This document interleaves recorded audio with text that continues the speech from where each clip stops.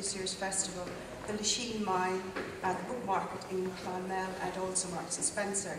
And I'd like to thank North Tipperary Arts Office for sponsoring our short story competition. So enough of me, here's Patrick.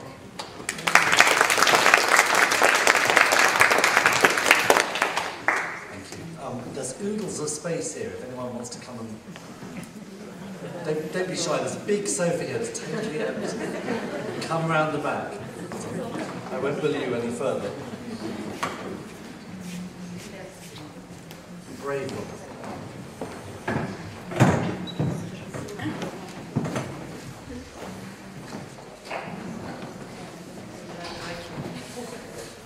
So this novel of mine, A Perfectly Good Man, it was designed from the start as a companion novel to my earlier book, Notes from an Exhibition.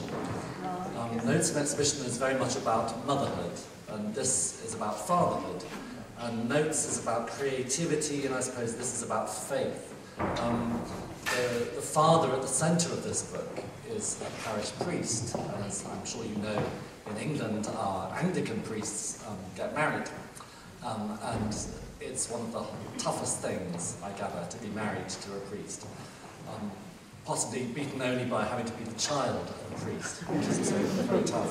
When I was preparing for this novel, I had lots of conversations with vicars and with their wives and children, and one of the most frank was a wonderful archbishop's wife who just said, well, Jesus, she said, all very well, but he didn't have a wife and children, did he? So the other way in which this book echoes Notes from an Exhibition is in the structure. Both books have a rather complicated structure. They're both a sort of double helix, in which the main character's story begins in the present with them in late middle age and spirals back to their childhood. And then around that, going forwards in time, you have chapters from the points of view of the people who love them or whose lives are affected by them. And in both novels, what I tried really hard to do was to make each chapter a short story, so it would have its own internal architecture and logic. The danger of that, of course, is you can then put the chapters in almost any order, and it doesn't matter.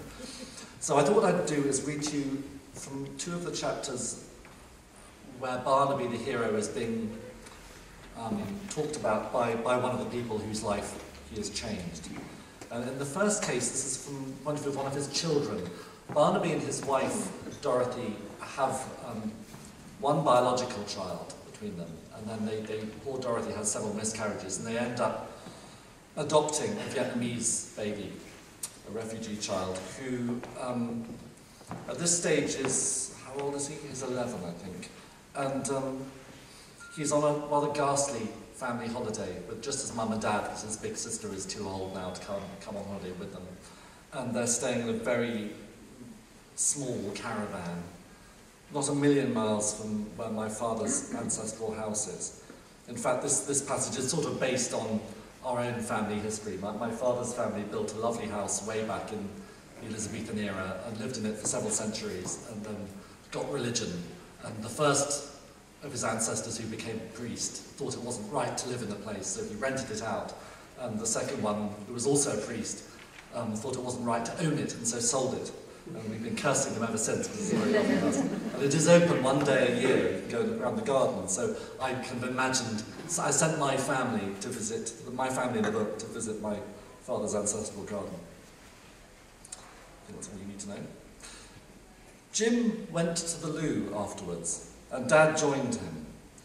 In the corridor that led back to the servants' hall, they stopped to examine a sequence of old photographs. Each showed servants and family posing with either the front or the back of the house as backdrop. The family sat on dining chairs on the gravel or lawn, and the servants stood behind them, like staff and pupils in the annual school equivalent. Dogs were also present, sometimes obediently posing to the fore, sometimes wandering in a willful blur further off. In some, there were other people, more staff or possibly just playful house guests, smiling from upstairs windows. Dad peered closely, then pointed at the centre of one such group at a formidable old lady swathed in black with a no less formidable baby swathed in white on her lap. The men on her either side were as unreadable behind beards and large moustaches as their ancestors would have been behind armour. But the old woman's face, their wife and mother, was quite visible and looked like Dad's in the extreme seriousness he assumed when reading. "Your great-great-grandmother," he said. "That baby is my granny. I remember now, she used to have a copy of this picture over her desk. Aren't they killing?" It was the owner's wife, come to check on her daughters, perhaps, or simply on a break from manning the plant stall. She had a rounded, well-fed face, plump pearls, and extremely neat clothes. She had a well-maintained look, lubricated against the shocks of life. She was, Jim realised, entirely unlike any woman he ever encountered at home. "Looking for long-lost relatives?" she asked, and Jim saw her do the usual little eye flick at the tall, thin man and short, foreign-looking boy. "We found my father's grandmother," Jim told her. "Oh, what fun," she said. "It's amazing how many people we get doing this.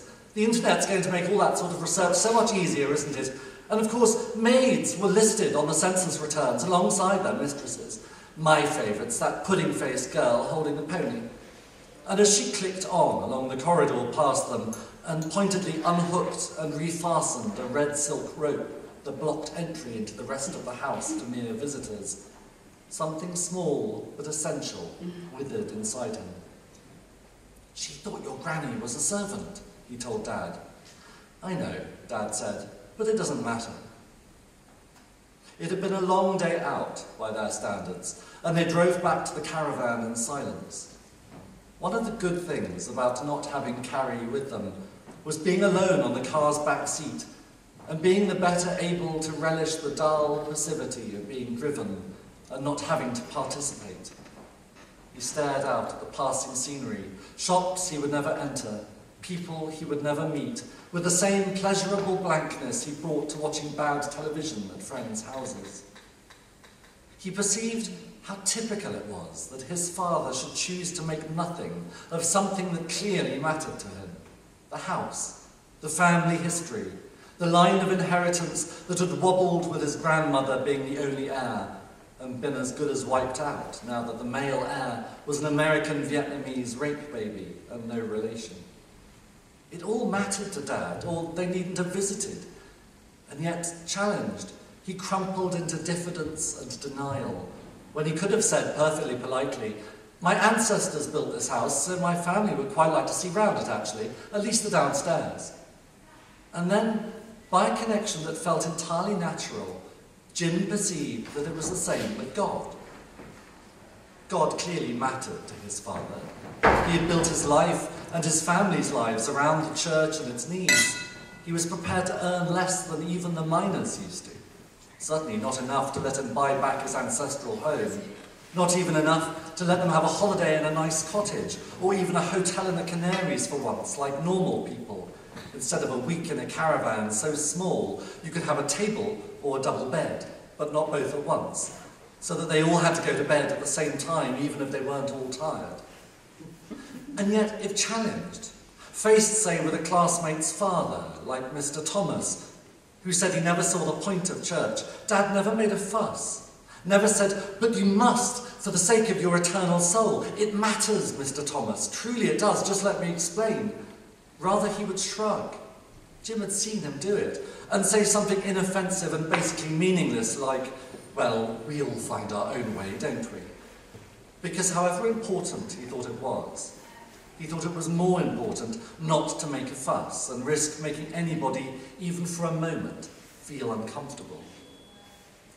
And as they were slowly bumping along the farm track, to the pretty field where the static caravan was not quite shaded by an old oak tree, it came to Jim that he would never be lord of the manor, or have the sort of wife who manned a plant stall, and he would never go to heaven either, because God was all rubbish.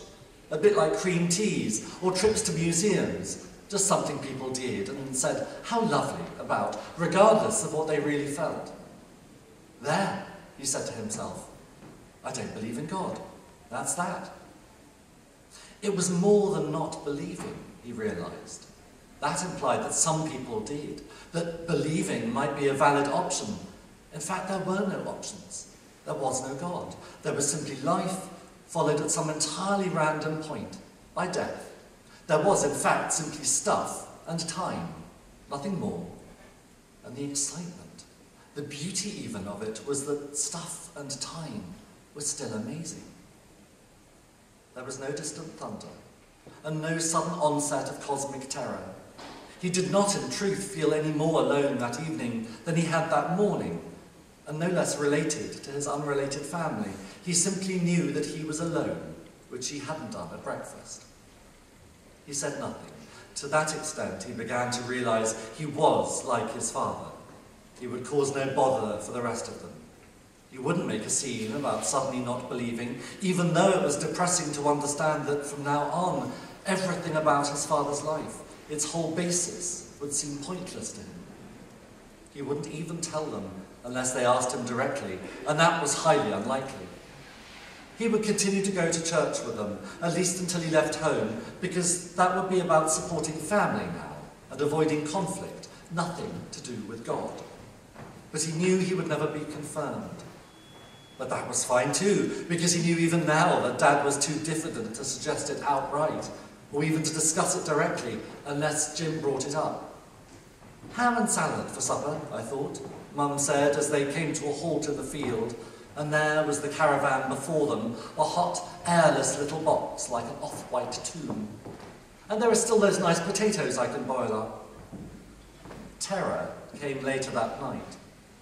A fox cry woke him, and he felt a sensation he had felt before when woken from nightmares or enduring a high temperature, of being too much awake, too much aware, as though the volume control on his senses had been suddenly turned too high for comfort. He lay there in the child's bed that was too short and too narrow for him, and so hemmed round it felt like a formica-lined coffin, listening to the scary, sexy shrieks of the fox and the deep, regular breathing of his parents. He remembered in the instant that God no longer existed, and began to enumerate in a kind of panic all the other things, the rights and musts, the duties and the oughts, which presumably would crumble away without the idea of God and his huge approval, and its rarely mentioned opposite, to shore them up. Family, responsibilities, love even. It was as though God were a vast ocean liner holed beyond repair beneath the waterline, and all these other things were little tugs whose crews realised too late they were tied fast to the larger ship and about to be sucked from view. And his mounting sense of fear was indistinguishable from his growing sense of disgust at the way his parents were simply lying there, obliviously sucking all the air from the caravan, and just as obliviously replacing it with their night fug. When he could bear it no more, he slipped out of the bed and opened the caravan door as quietly as he could. He walked away from the caravan and around it, enjoying the shock of dewy grass under his bare feet and against his pyjama bottoms. There was a moon. He saw a hunting owl. His fear and disgust were replaced with bewildering speed by a painful joy, fed by excitement at the realization that these intense surges of feeling must be part of what was involved in becoming an adult. At last, when the cold in his feet began to hurt, he enjoyed a long, luxurious piss against a tree because he could, then let himself back into the caravan and returned to bed as silent and calm as a practiced assassin. Well, by way of complete contrast, I thought I'd read you a little bit from the point of view of the villain of the book. I've never written a character as nasty as this before, and it was perhaps more disturbing for me than it is for most writers because of the very odd way in which I tend to write my books. I don't write beginning at the first chapter and working through to the end. I write one character at a time, or one viewpoint at a time. So what I in effect produced to start with is a sort of series of mini novellas, one from each viewpoint. And then in the second draft I read